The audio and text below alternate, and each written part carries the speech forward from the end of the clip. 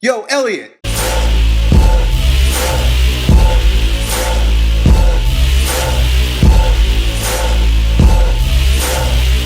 So our buddy Nick P has a hard time getting into a deep squat. He says instead of being able to really get ass to the grass, he can only get about not even 90 degrees, it seems. He says here it's more like 60, 70 degrees. He really can't get low. And he says he feels okay doing other exercises. He just wants to know if he is, completely removed from the process of becoming a stronger version of himself if he cannot squat, especially barbell squats with extra weight on his back. Here's the thing, and he wants to, he stretches, he does all the stuff that is associated with deepening your squat. Here's the thing, the squat is probably the most important of all primal movement patterns, simply because it is associated with a lot of physiological responses in the body, a lot of physiological processes in the body, especially digestion and elimination. I've talked about this on other videos where I say if you can't squat, you ain't worth shit, because it's associated with your body's ability to digest, utilize, assimilate nutrition in the body. I know that sounds crazy, but if you just look at a deep squat, maybe I'll do one here for you, right? You go down into a deep squat, your thighs rest on your ascending and descending colon, right? And it creates what's called imbibition, which helps massage the colon and break down or aid in your ability to extract water from your feces, and so on and so forth. It also produces a lot of, it aids in the pumping mechanisms of your viscera, of your abdominal cavity. That's why human beings, since the dawn of mankind, has squatted its ass to the ground in order to take a shit. That's our natural position for taking a shit, is to sit into a deep squat, relax the anus. That's also what happens when you get down to a deep squat position like that. Not only does your thighs rest on the ascending and descending colon and support the bowel movement, right? But it also relaxes the anus and allows poop to happen in a very effective fashion. The distortion of the torso is also associated with that pumping that I described. So it's critical. You've got to squat. And I'm not saying you got to squat to take a shit every time you shit, but I'm saying if you can't get down into that primal movement pattern, you are not only neuromuscularly damaged, right? Which is like, okay, fine, I can't fucking squat. Cool. But you're also physiologically impaired. Your physiological responses will be hampered by your inability to squat. I know this all sounds fucking crazy, but just consider, right?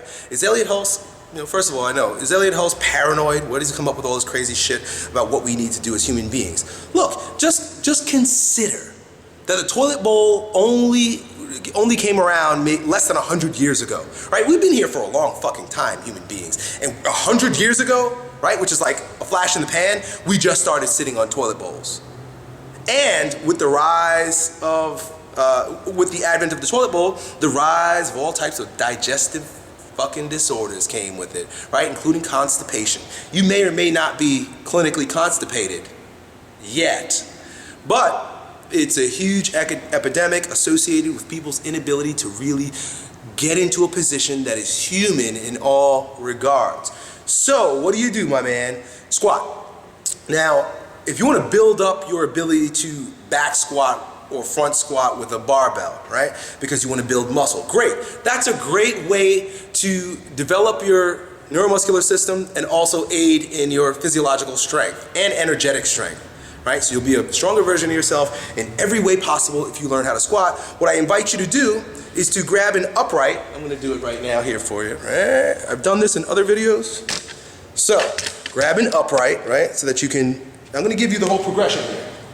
Grab an upright where you can hold on, balance yourself, and then sit down into the squat. Now that you're down in this position, sort of rock back and forth a little bit so that you can stretch your ankles, stretch your knees. Really want to get down here, you want to get comfortable. Now, depending on the muscular imbalance that you're dealing with, you might have the tendency to fall backwards, or you may be too far forward. Whichever one it is, and it may be the restriction in your hips, don't even let you get down this low. Whatever it is, work on your ability to get down there and then balance out the squat, right? That's the very first thing. To build yourself up to doing a full back squat or overhead or a front squat, I would invite you to start with, what is more challenging than both, which is an overhead squat, which looks like this. Right? So the overhead squat, I would just get a dowel rod, just get like a stick, broomstick, boom, turn your thumbs backwards like this. That way there's external rotation at your upper arms, which supports in, what do I always talk about? Thoracic extension. Boom, thoracic extension, and then go down into your squat, right? I'll do a couple here so you guys can see. So you got it? Boom, go down into your squat. Now, why would Elliott tell you to begin squatting with an overhead squat? Seeing is that the overhead squat is such a challenging exercise. And I'm going to go on to say that you should do it every day. Do it as a part of your warm-up for your workout. Why would I tell you that? Because the overhead squat forces thoracic extension and forces you to lengthen at the lats and the muscles that are typically associated with forward flexion that create dysfunctional squat patterns. So even more so than the front squat. The front squat is, I like the front squat because you can load it up with weight. You can't do that with the overhead squat. But the overhead squat forces, especially if you do it with the thumbs back, like I said, and the external rotation of the upper arm, it really forces solid posture throughout your entire upper body as your lower body moves into the squat pattern. Right? So you will not be able to overhead squat if you're screwed up. I always talk about this. Exercises aren't bad, people are. You won't be able to do overhead squat, and you'll say, oh, overhead squats are bad. People shouldn't do overhead squats. They destroy your shoulders. They destroy your knees. No, you have destroyed shoulders and knees, and that's why you can't do overhead squat. So it's one of those exercises that's like, it's corrective and it's an assessment. It assesses you and corrects you. So my invitation, once again, is twofold. Work on getting down into a deep squat, holding an upright or even holding a dowel rod, because it reduces the stability in the position, so maybe even like progress from there to here.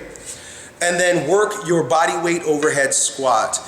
Even if you have to set a small box on the floor that you could reach for as you're overhead squatting, tap this box with your butt and come on back up. Full circle from my rant is you gotta squat, dude. You have to squat. Anybody who has legs has to fucking squat. It is human as pissing, shitting, and fucking. You gotta do it. And then build your squat up by doing the things I just shared with you there. Cool, man. I hope that helps. Talk to you next time. Yo, Elliott.